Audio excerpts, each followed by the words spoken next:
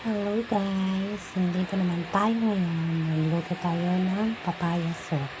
So yan guys, ang ating mga ingredients: papaya, dried peanut, at saka dried vegetables.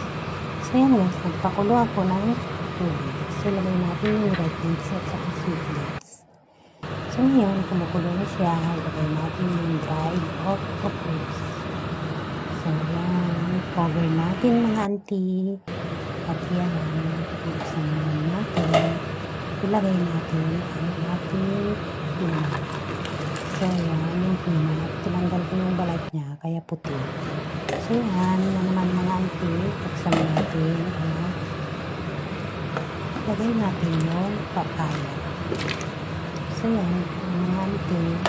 Nalagay na lahat ng mga sangkap ng ating soup. So yan, nalagay natin. At hayaan natin kumulo. So ayun na guys, ang ating papaya soup. Ready to serve na yan. Luto na siya.